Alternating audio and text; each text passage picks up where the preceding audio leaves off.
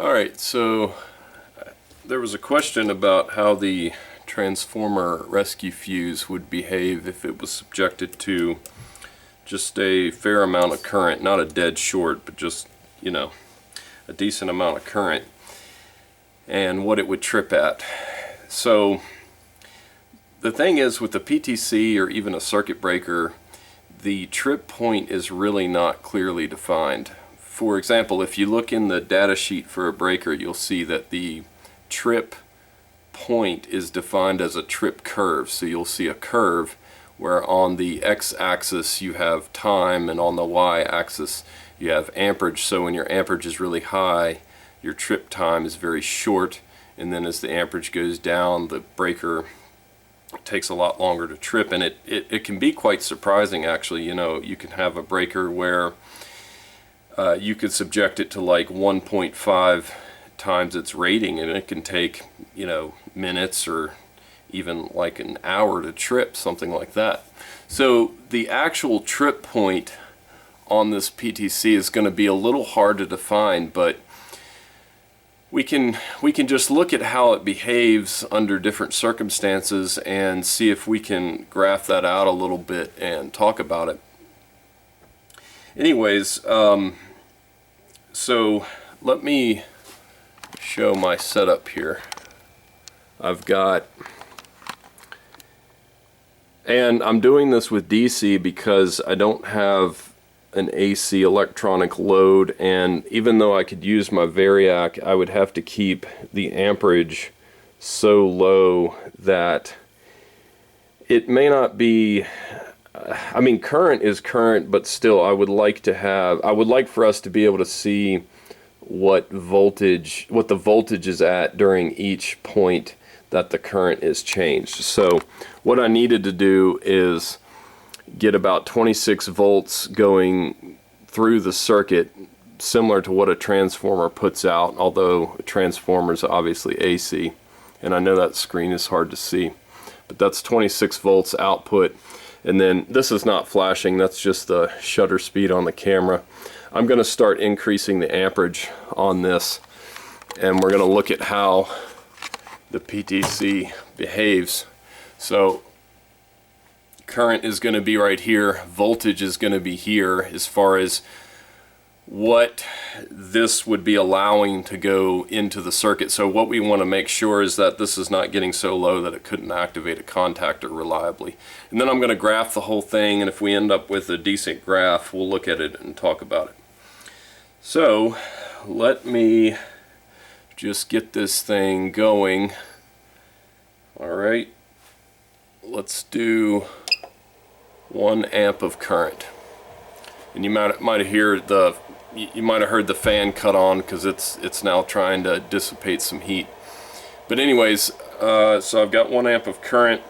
We're at 25 volts, and the graphing is working well.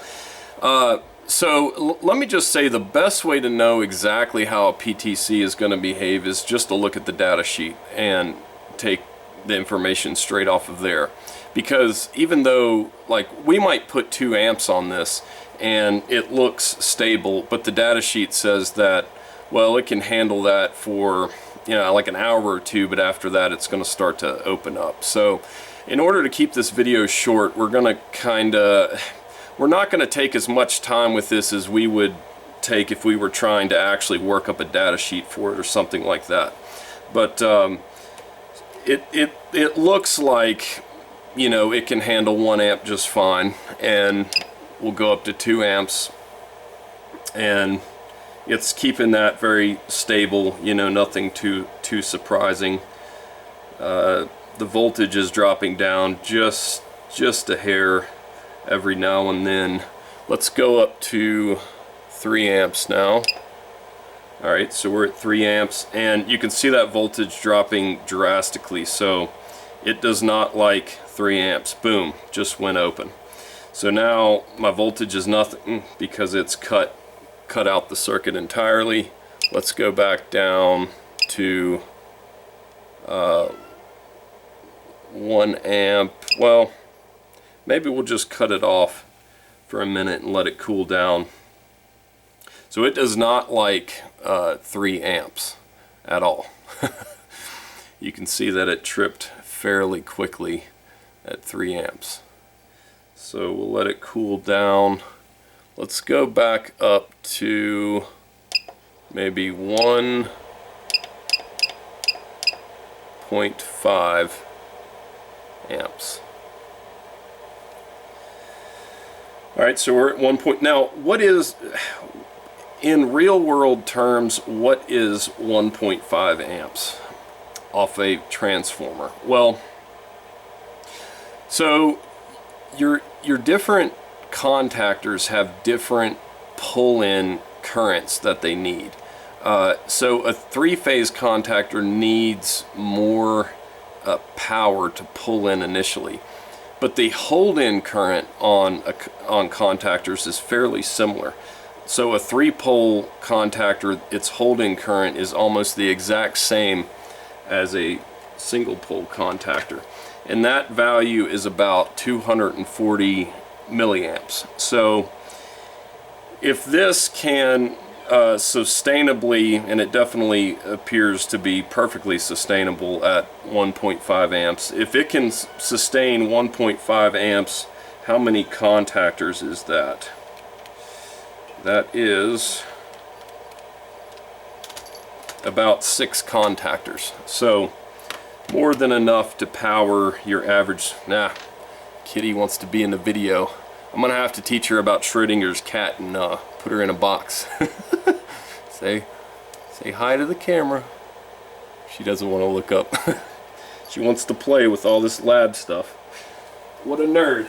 Okay.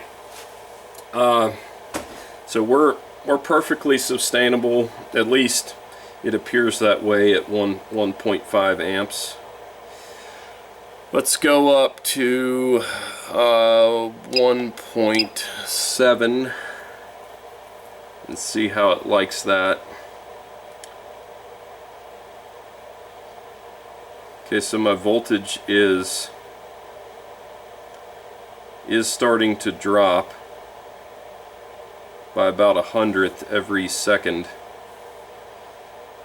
Now that may level off at some point.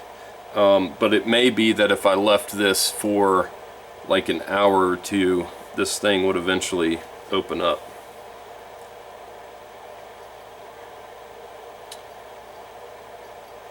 So it's still dropping.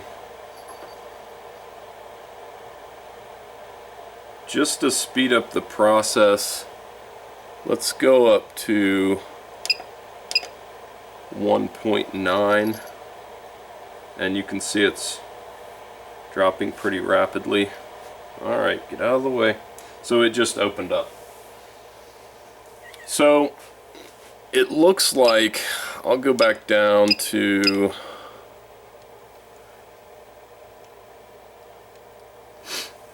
1.5 and see. Stop it. Come on, get out of there. Alright, that may be, at this point it's hot enough that I probably need to give it a chance to cool off. Come here, get out of the video.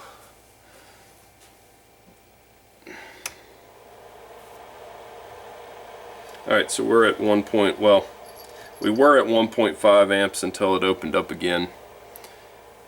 So it's getting too hot right now. Golly, come here. I'm gonna have to put you in a box. Alright. So it's just getting too hot now that it's not even wanting to do 1.5 amps. We'll give it a chance to cool down a little bit.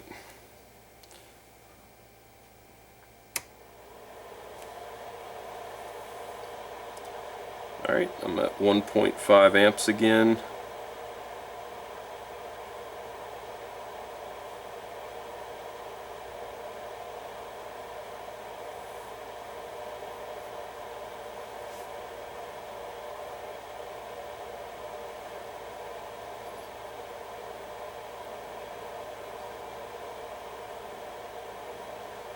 and it looks like it's starting to level off.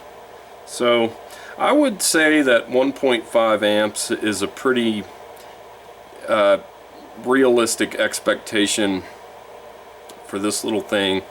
If you were to put it like in place of the fuse and have it actually running the system over an extended amount of time, I would say 1.5 amps is pretty realistic. And to be honest, that is a fair amount of load on a transformer.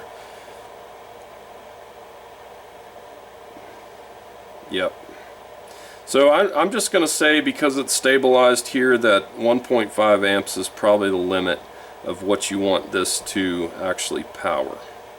So anyways, guys, I hope that was interesting and not too rambling. I hope the cat getting in the way didn't mess up the production value, which is already incredibly low. But anyways, hopefully that was helpful.